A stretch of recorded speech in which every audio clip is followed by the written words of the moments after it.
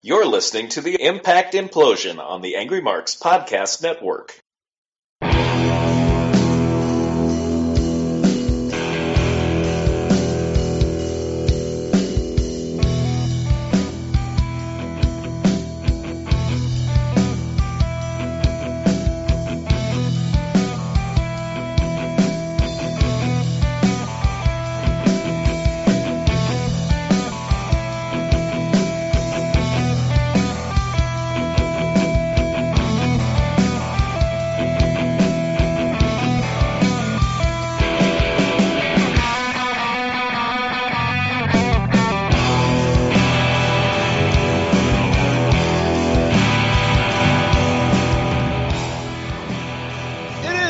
Episode of the Impact Implosion, and it is the new episode, a real new episode of Impact.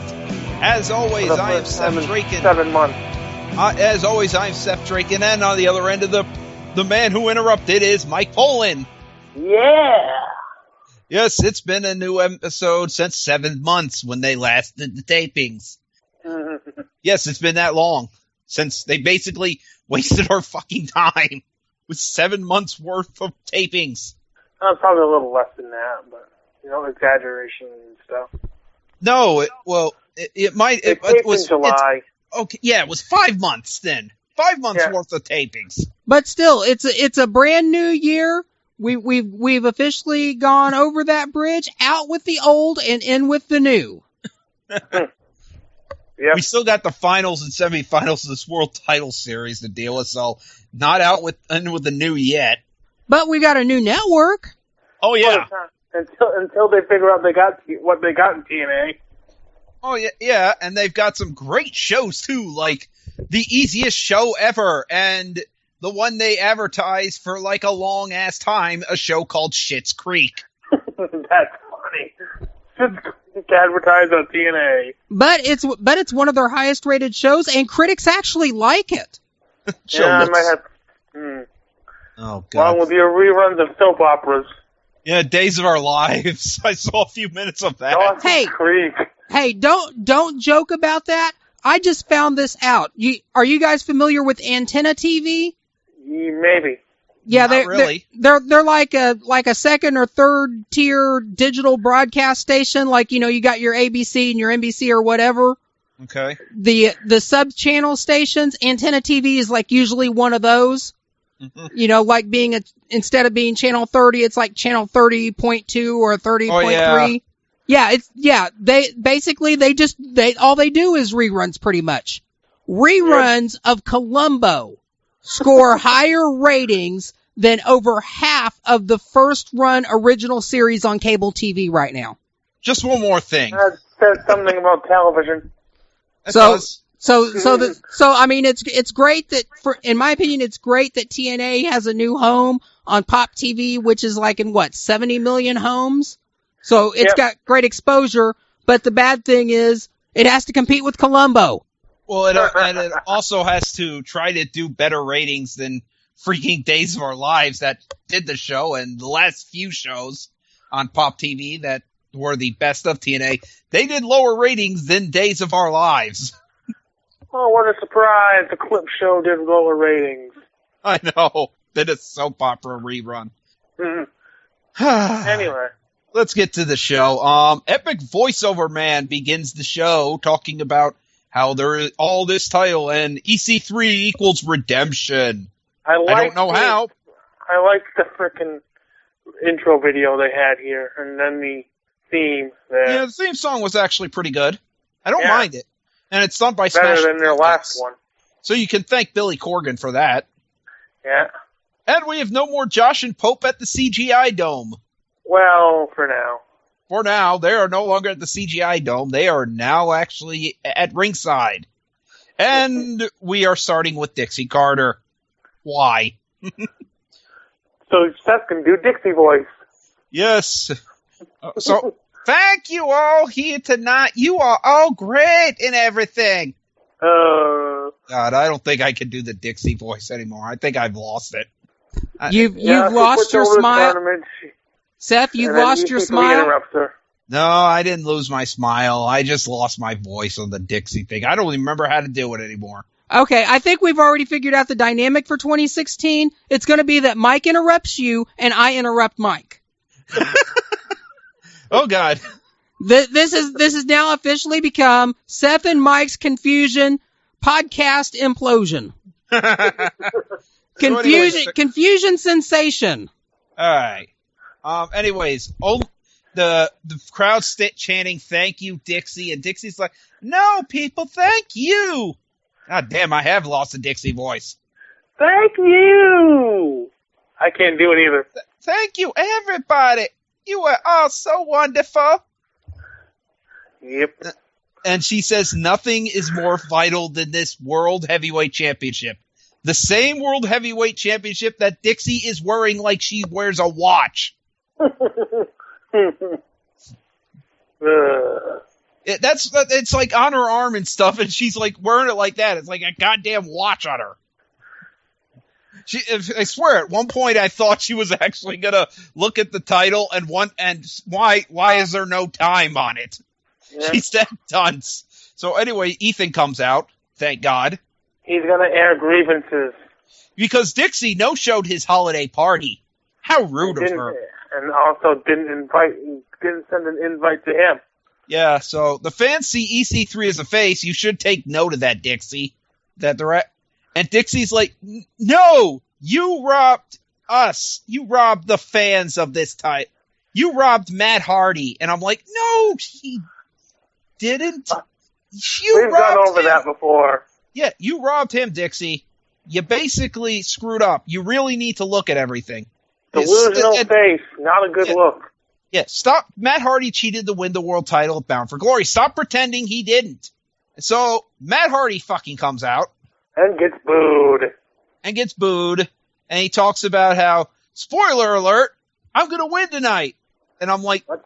Matt, I do the spoilers to the rescue, not you. That's my job. And this is live, so you can't spoil live. Sorry, Matt. Yeah, so. You fail, bud. And Matt is just desperate. And out there, you could tell him with all that, his talk, he is desperate to get something. Some heat or anything. He just wasn't with this crowd. So Eric Young attacks him, beats him up. EC3, Tyrus, and EY beat up Matt Hardy.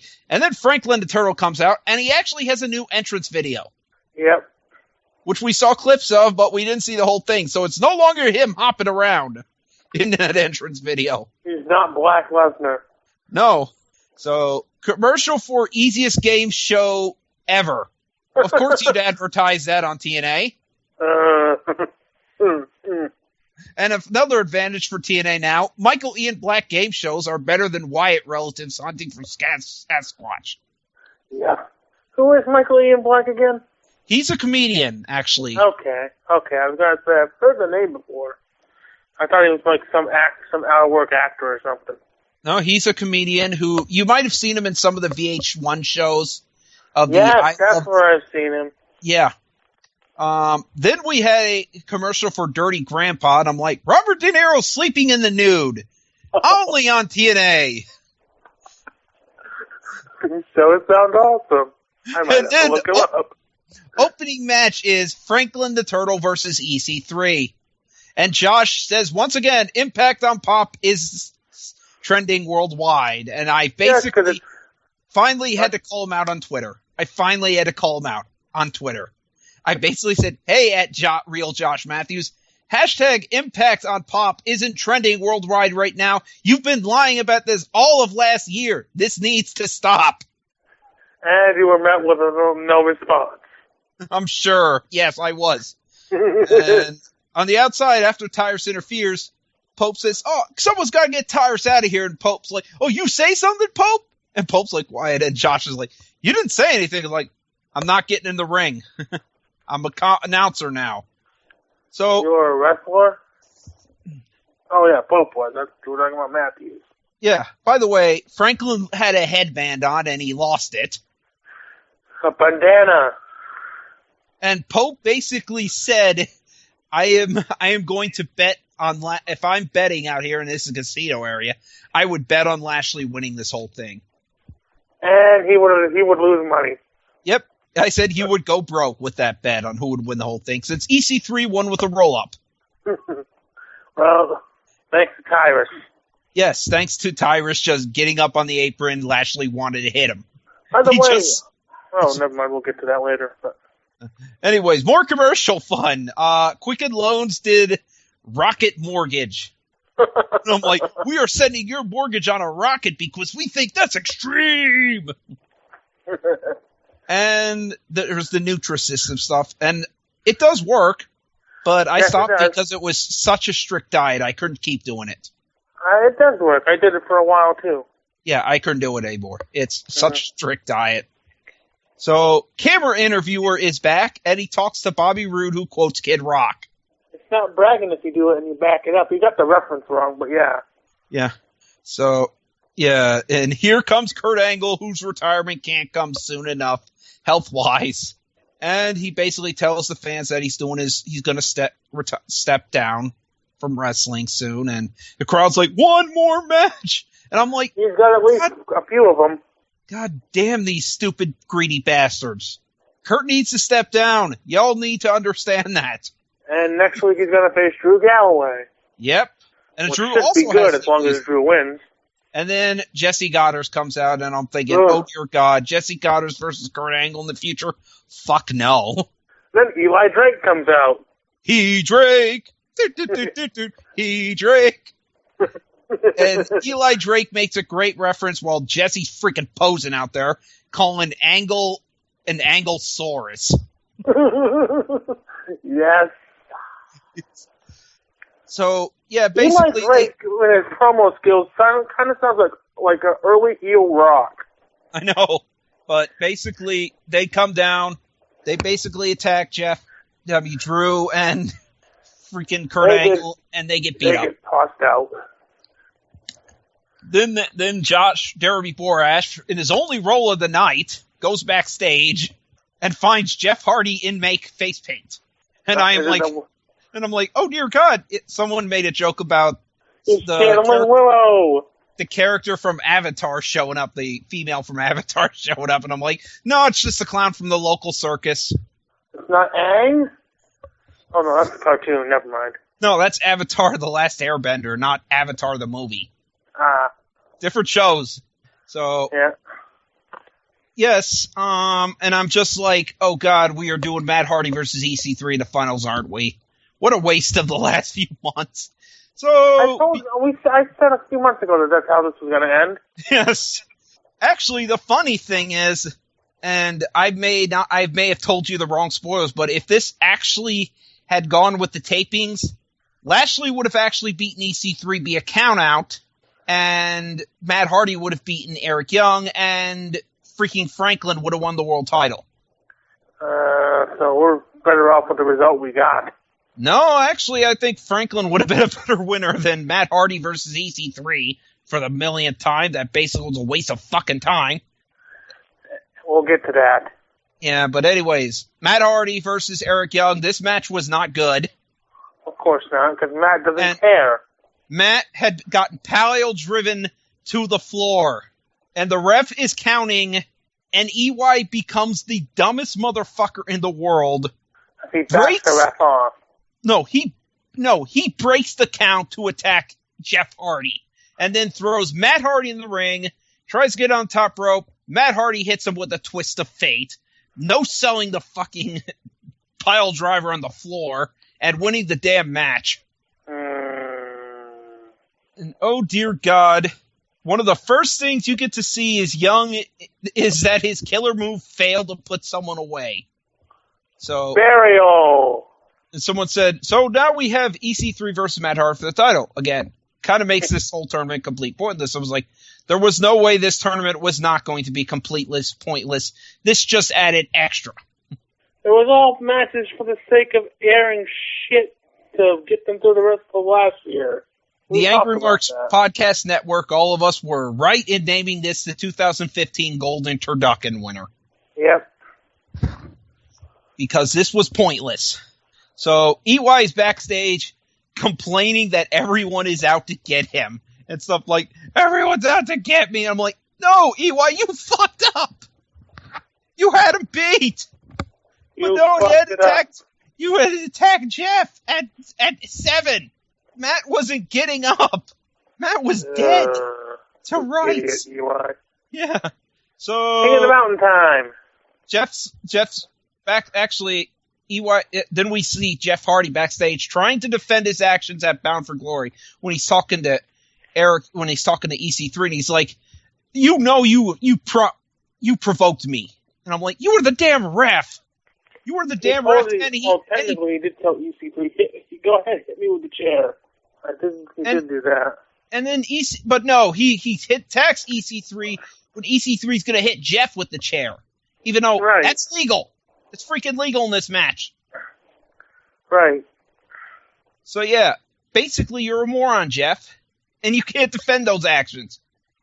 So Bobby Roode comes out to defend his title, and his opponent is Bram, who makes possibly a good promo, except for one thing that returns. He's saying 2006.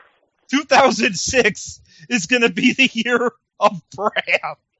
I told Kev, and he laughed out loud. And I was like, and I'm like, Bram, it's 2016. And even someone in the crowd said, 2006? So Bram's response is 2016. Yes, he had to say it slowly. Covered my ass on that one, I did. No, you did not.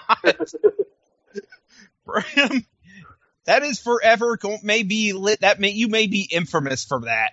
2006. 2006. Okay. 2006 is going to be the year of me, and no, it wasn't. We are in a time machine. Yep. Might as well be one of the time splitters, as Kev said. Yeah. So Bobby Roode wins with the Roode bomb, I think, and EY attacks Roode after the match. Actually, before that, there was an entrance video gaffe. An entrance music gaffe, because the bottle popped open. The bottle popped open? No, the sound effect of a bottle being opened? Yes. And even they were like, I guess someone made a mistake at the backstage. It's not Bobby Roode's music. Somebody's getting drunk. So yes, James Storm came out to save Bobby Roode, and they reformed Beer Money, and that bottle cap opens again to introduce Beer Money theme music. Because yes, someone jumped the gun on playing the Beer Money theme. Before James Somebody got overexcited. Yes.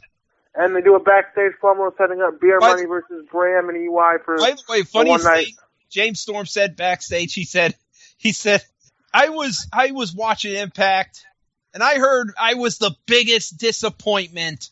And then Josh was like, that's you. And Pope's like, uh-oh. And Josh said, that's you, buddy. You said that. That's you. And I'm like, yeah, Pope. You fucked up on that one. That's you. You buried Storm. Yeah, you buried Storm. And then they do a backstage bit where they set up the match for the one night only on Friday night. Yep. So we then get a promo. Well, actually, just as another moment of Jeremy Borash. So he had a few moments backstage. He announces the beautiful people are going to take on the Dollhouse, and they also mentioned that Taryn is no longer in TNA. Because Taryn. And they also mentioned that Angelina is 7 months pregnant. Yes, so she says, I'm obviously not going to be in the match. But we got somebody who hates beautiful people just as much as we do. Yeah, Dollhouse as much as we do. And we all know who that was. As soon as you said it, we all knew who it was. Gail Kim! Kabuki Taker! Yeah, Dollhouse came out, and Rebel is in a captain's uniform. I'm taking this new captain thing too far. She's jumping the gun on the leadership role. I know. So, yes, Jay gets pinned by Gail Kim, the woman who needed to be protected, ate the pin. So that makes sense, of course. Yep. So, Awesome Kong comes out, and the beautiful people back up, and Gail's like, yeah, and Kong attacks her. And she is now in the Dollhouse for I was like, I know they were trying to cover up, like, they were trying to say Kong has her own mission and stuff, and as she's posing with the Dollhouse. But nope, TNA Impact basically said she's the new leader. She her does Twitter not page. fit in the group. Yep, I know. Awesome Kong. Have you anyone ever seen Awesome Kong? She's not exactly Dollhouse material.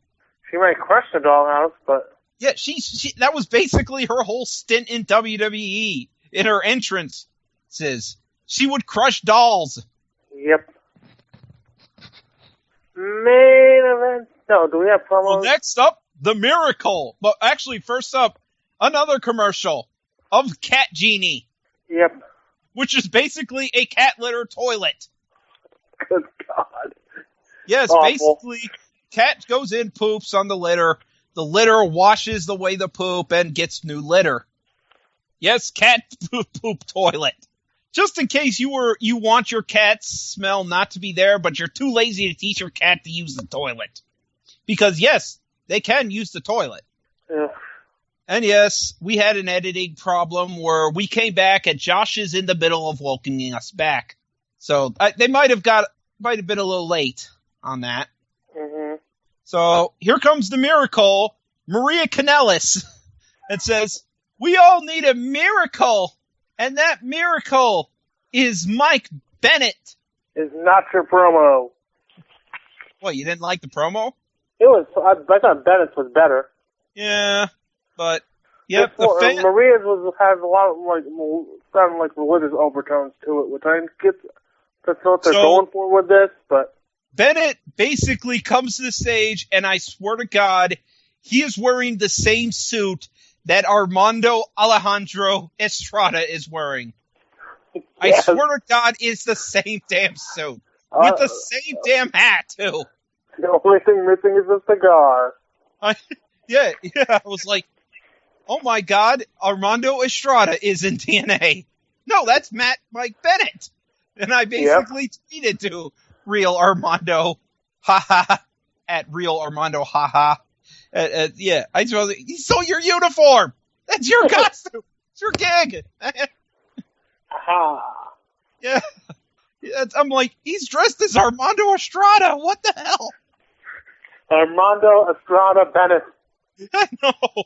So it's like I was like, Mike, we all knew it was you. Well, once we heard about you leaving and these miracle promos showing up, we all knew it was you. Yep. And basically he called himself Pro Wrestling's Jesus, the baddest mofo on the show, an international superstar, a real life superhero. Pro Wrestling's Jesus. Didn't Christopher Daniels do that? I don't know, but he says that pro wrestling needs a miracle because it used to be fun and exciting and it used to be mainstream, but now pro wrestling is filled with washed up throwaways that call themselves pro wrestlers. And he will change that. And he talked about Matt Hardy facing EC3. But that's not the miracle or the moment anyone will remember tonight. The true miracle was when he will hold the world title over his head. Do you believe in miracles? Yes! And it is. Oh, we have a promo with Angle and Drew Galloway backstage. Yeah, with the Wolves, and basically at the One Night Only Live, we're gonna have Drew and Kurt versus the Wolves versus Eli Drake and Jesse Goddard. Yay. By the way, one more thing Mike Bennett said is he is one of the most sought after free agents in wrestling. And if you don't know who Mike Bennett is, check out YouTube. Yep, check out YouTube, check out the internet. Thanks a lot. If we did check out the internet, guess what? We would have known he was coming. Because we've watched other shows. And we knew he was leaving Ring of Honor to come here, so we knew it was you. And by the way, WWE basically stole the most sought after free agents. We don't want you. What? Said we don't want you. No, yeah. You might have actually jumped the gun a little early because WWE actually went on a stealing frenzy, stealing up AJ Styles, Doc Gallows, and Carl Anderson, and Shinsuke Nakamura. And they'll all be in NXT by March. Eventually, yeah. People are like, AJ's gonna debut in the Rumble. I'm like, no, he's going to NXT. Boy, Dixie, basically, you messed up with that AJ Styles situation. Yep. So, main event time. Which before the we have a moment of Jeff says, I believe in my brother cool enough to walk away, and asks Tyrus if you believe in your boss to do as well. And Tyrus grabs the mic and says, cool, and just walks away. Fuck this. I don't hear. Does Tyrus still have a title shot, by the way? Yes, he does. And I like to say this, if EC3 won, which he did, spoiler, boy did we waste several months just so we can have EC3 be an undefeated 2-time world champion. Triple H, who lost the belt on a Raw and regained it at New Year's Revolution, a vacant world title, would fucking blush at that. We're going to do this 3-month-long tournament just so the guy who lost the title can win it back again. Yeah, to lost the title vacant. Gonna win it We're back. We're going to have the title in abeyance for 3 months. Yep. So, yeah. TNA needs to stop being the valiant man. And as the show begins, they do the commercial. As the rain event's about to begin, we get a perfect time to do a commercial for a show called Schitt's Creek. It was like, oh my God. Wow. You, picked really the wrong time to do this, man. You picked the way wrong time to do this. Matt Hardy was sloppy as hell in this match. Oh, God. This match. And These there's two have had so much better. Oh, dear God, yeah. That ladder match. Oh, dear God. That's even the match where EC3 won with a roll-up. Yes, with the feet on the ropes was better than this. Yeah. Yes, Matt Hardy acted like he had spent the last few months just eating and shit and not keeping straight. And we need to talk about the spot. Matt Hardy going for the twist, the move on the steps. Side effect onto the steps. He fucked then up. He slips because, it's not easy to get your footing on the steps to do this. He slips and falls over, pushing EC3 into the wall. Eesh. And the crowd goes, holy shit, and I'm like, you're chanting the wrong chant. No, that could work for that one too. No, that is a you fucked up chant. That really is just... Yeah, but they would have been censored. I know. Oh my God. But this was a pretty bad side effect attempt, and you just could not recover from that. And Pope tried to say, this is Match of the Year candidate. I'm like, nope. No. This is so not Match of the Year candidate. No. He does a 1%er, gets 2 count only. Matt Hardy does a twist of fate, gets a 2 count. Matt Hardy tries to get a super twist of fate on EC3, but EC3 reverses it into a super 1%er and wins. And Matt, backstage, you could see Matt Hardy just sad as anything, looking pissed off, and then his wife's trying to calm him down with the baby, and he doesn't want to hear it, goes backstage, like, sulking and stuff. And when your wife puts over being angry better than you do. And Rebby gives EC3 the biggest fuck you look I have ever seen. Somebody get a meme out that says when your wife puts over being angry better than you do. Yes. Like, fuck you, EC3, before leaving. She doesn't even have to, without having to flip EC3 off. Just the look in her face, like, and then leaving with her son, who's not crying this time, thankfully. Like when Matt Hardy won the world title. So yeah, that baby's an EC3 fan. C-. I just give this a C. There were good moments, but oh dear God, the moments that were bad were just... That main event, though. The main event, and Bram thinking it's 2006. That's a Botchamania clip.